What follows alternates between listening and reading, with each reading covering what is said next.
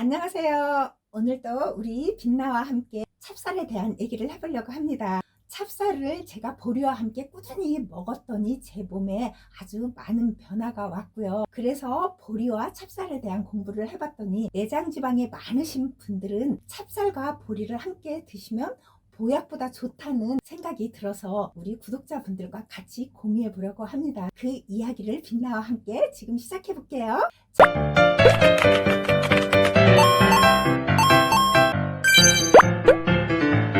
찹쌀은 아밀로 펙틴만을 전분으로 함유하고 있기 때문에 맵쌀보다 찰기가 더 강하고, 찹쌀은 맵쌀이 아밀로우즈를 만들어내는 유전자에 문제가 생겨 아밀로우즈를 만들지 못한다고 합니다. 아밀로우즈를 만들지 못한 그 자리에 수분으로 가득 차 있기 때문에 맵쌀에 비해 수분 함량이 높은 거라고 합니다. 그래서 찹쌀로 밥을 해보면 물을 아주 조금만 넣어도 밥이 아주 잘 되는 것을 경험해 보셨죠? 심지어 찹쌀은 물에 불려서 찜기에 찌기만 해도 아주 쫀득하고 고슬한 밥이 되죠. 저 어려서 그것을 술밥이라고 했는데 저희 엄마가 해주셔서 아주 맛있게 먹었던 기억이 나네요. 아마도 엄마가 술을 만드시느냐고 그 밥을 좀 자주 하셨지 않나 그런 생각이 듭니다. 이렇게 찌기만 해도 쫀득한 밥이 되는 것은 찹쌀 안으로 수분이 들어차 호화 전분을 쉽게 만들 수 있기 때문입니다. 맵쌀과 찹쌀이 식감이 전혀 다른 것은 아밀로즈가 있고 없고의 차이입니다. 그렇다면 찹쌀은 어떤 사람이 먹어야 될까요? 찹쌀을 드셔야 하는 사람은 첫 번째로 몸이 냉한 사람이 찹쌀을 드시게 되면 보약이 될 수 있습니다. 찹쌀은 열을 많이 내는 곡식이라 할 수 있는데, 강한 열이 있다는 것은 비위를 따뜻하게 해서 소화를 이롭게 하고 기운을 북돋는 역할을 하는데요. 실제로 찹쌀의 크롬 성분은 체온을 높이는 데 도움을 주기 때문에 체온이 높아지면 혈액순환이 잘 되기 때문에 신진대사가 원활해지고 면역력이 강해져서 겨울철 냉기로 인한 다양한 질병으로부터 몸을 보호받을 수 있습니다. 두 번째로는 소화 기능이 약하거나 위험이 있는 사람에게도 아주 좋은 식재료입니다.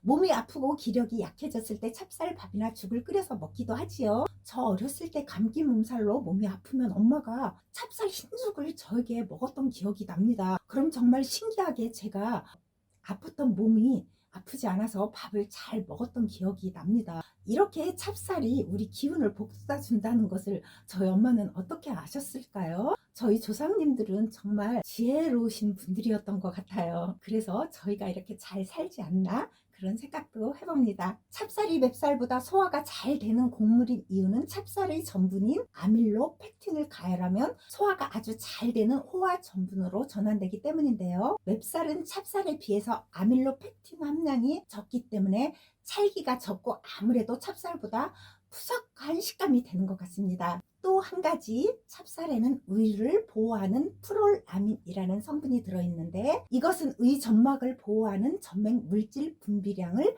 50% 정도 더 분비하게 하고 의 점막의 항산화 기능도 30% 정도 좋아지게 한다고 합니다. 프롤라민 성분은 맵쌀보다 찹쌀의 1.5에서 4배 정도 많다고 하는데, 실제로 국내 한 대학병원에서 프롤라민 성분이 위 건강에 어떠한 영향을 미치는지 확인한 임상 연구에서 소화성 궤양으로 인정받은 성인 남녀 8명을 대상으로 6주 동안 어떤 약도 복용하지 않게 하고 찹쌀로 만든 음료 250ml씩을 끼니마다 마시게 했더니 그 결과 대상자 전원이 속이 쓰린 증상이 사라졌다고 합니다.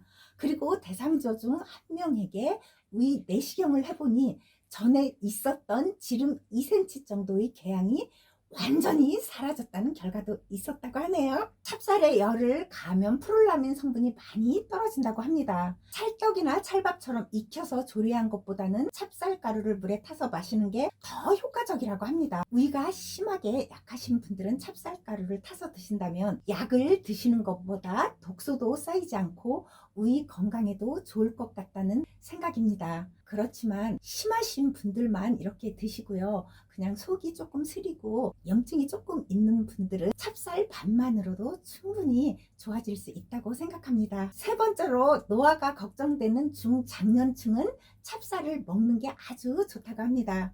찹쌀에는 맵쌀의 6배 정도나 되는 비타민 E, 그러니까 토코페롤이라고 하는 성분이 들어있다고 합니다. 이 토코페롤은 피부를 보호하고 노화를 예방하는 항노화 비타민이라고도 하죠. 활성산소로부터 세포막을 보호하는 강력한 항산화 비타민으로 알려져 있는데, 이런 이유로 비타민 영양제를 챙겨 드시지만 고용량의 비타민 E를 보충제 형태로 투여했을 때는 혈액이 응고되는 과정에 문제가 있다고 알려져 있으니 보충제를 드시지 않는 게 저는 좋다고 생각합니다.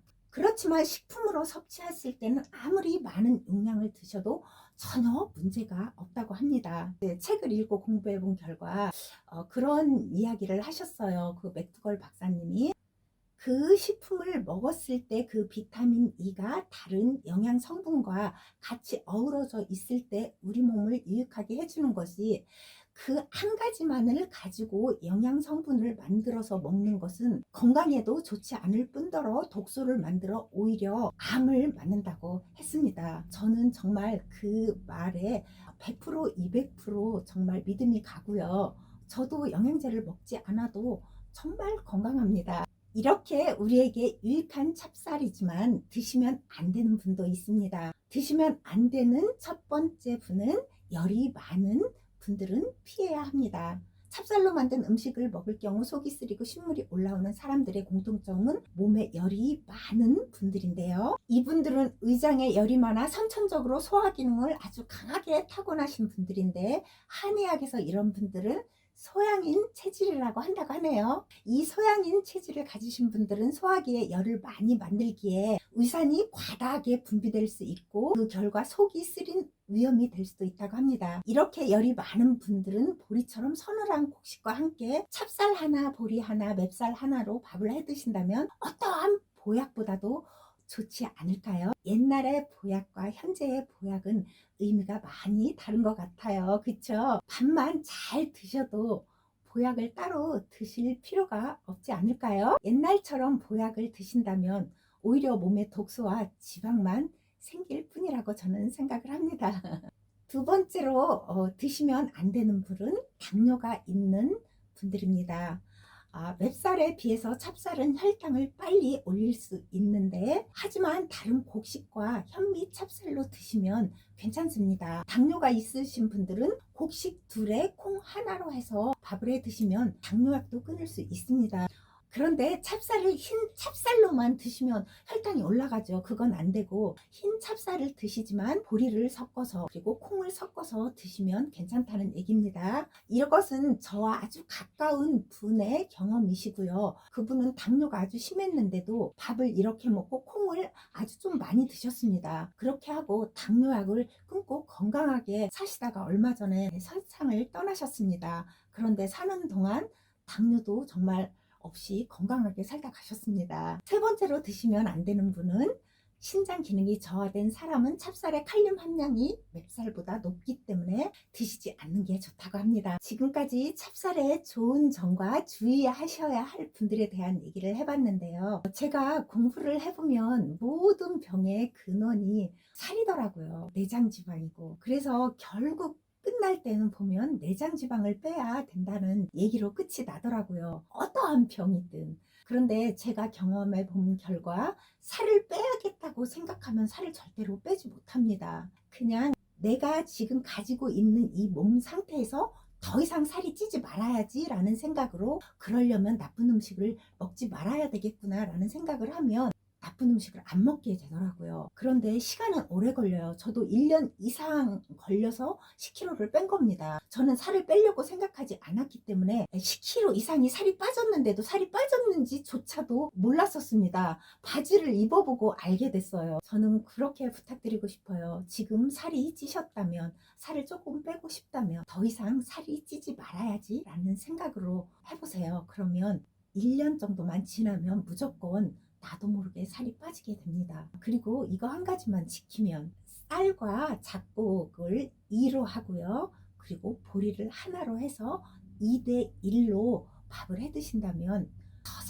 서서히 내장지방과 우리의 살들은 나도 모르게 빠지게 됩니다. 그러면 정말 병원 갈 일도 없어지고요. 저 지금 병원도 가지 않습니다. 맨날 한 달에 한 번씩 고열이 나서 병원을 다녔는데, 살이 빠지고 나서부터는 단 한 번도 병원에 간 적이 없습니다. 오늘은 여기까지 할게요. 다음 영상에서 또 봬요.